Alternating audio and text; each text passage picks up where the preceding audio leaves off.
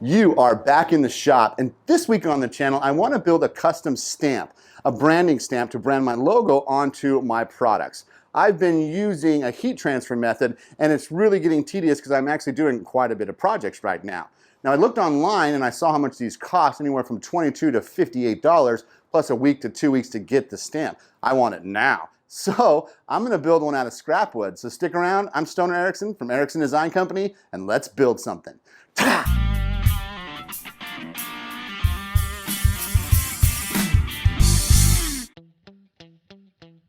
We'll start here by popping up the X-Carve stand. This sits flat against the wall to save space when I'm not using it, and it's really easy to set up. Next we're going to swap out our bits.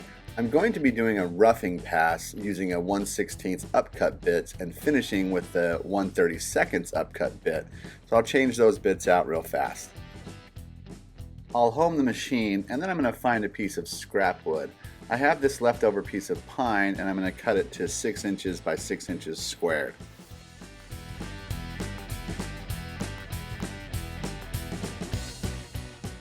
Next I'll attach the piece of wood to the sacrificial board on the X-Carve using some 1 1/4 inch screws. This will hold it down as it gets to carving. We'll go ahead and use the touch probe to set up the depth of the carve. This is actually one of my favorite tools that comes with the X-Carves, and it makes it foolproof or idiot-proof on how to set up the X-Carve. We'll go ahead and start the carve, slide the enclosure forward, put the front door on, and then we are cruising.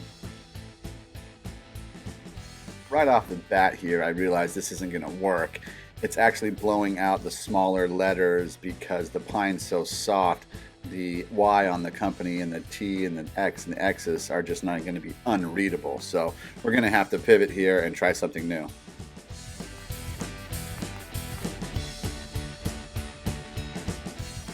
So I have this scrap piece of walnut now. I love walnut. It's super hard, super dense.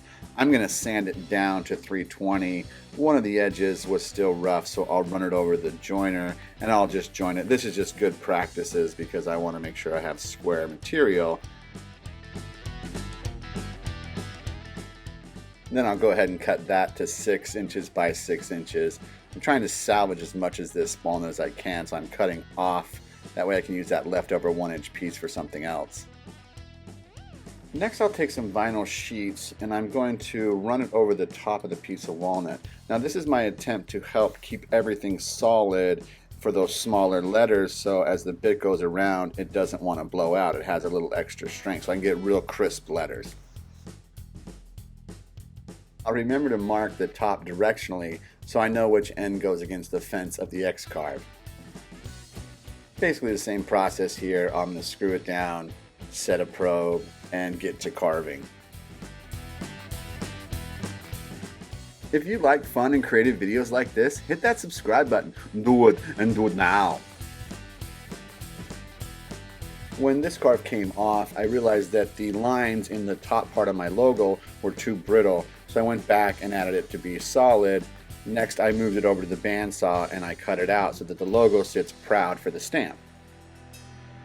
So as I stamped this down the first times, I realized that the smaller letters handcrafted in Austin, Texas just aren't coming through, so I'm going to have to redesign it and rethink it. I have this dried epoxy puck in the bottom of this can I use to mix the epoxy. Now sometimes I use these pucks to make rings or pendants or jewelry, so I thought let's try to use this to carve a more crisp stamp versus the wood that has a lot of fibers in it that want to blow out as it carves through. I'll take it over to the sander and I'll clean up the top face with a 120 grit. Next I'll move over to my orbital sander and I'll use a 220 down to 320 to really make it as smooth as I can. I'll use a bit of lubrication spit in this case to really get it shined up to make sure it's nice and smooth. Then I'll take some double-sided tape and I'm going to tape this down to the X-Carve because I don't have room for screws. Over at the X-Carve, I've laid out exactly where it's going to go and I'll use the double-sided tape and really put a lot of pressure. This will hold it down plenty. Remember to follow me on Instagram. I do previews to all these projects and it's a really cool way to stay in the loop.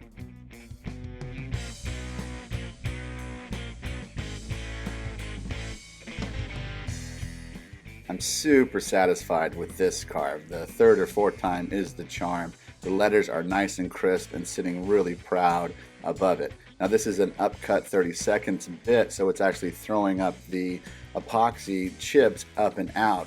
If I was using a downcut, they would heat up and get stuck to the letters. So make sure you use an upcut bit when you're working with plastic.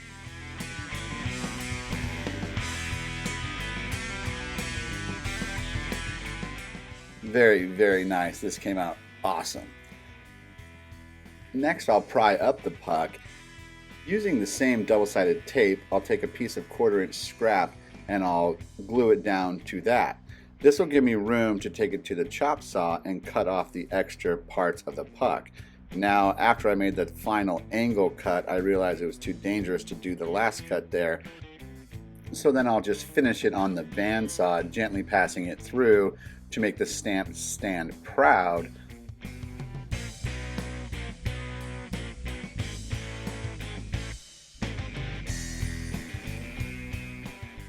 And testing it out much, much better than the wood.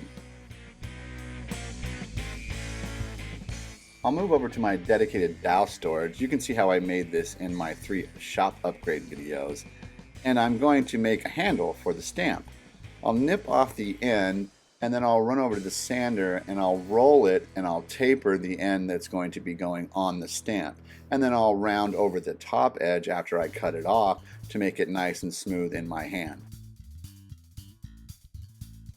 To attach the handle to the stamp, I'll take some sandpaper and I'll scuff up the back of the stamp. Then I'll use a 2-part 5-minute quick set epoxy to attach the handle to the blank. The reason why I scuff it with some sandpaper is we want a rougher edge for that epoxy to really get into, because this needs to be strong. I'll be putting a lot of pressure on this.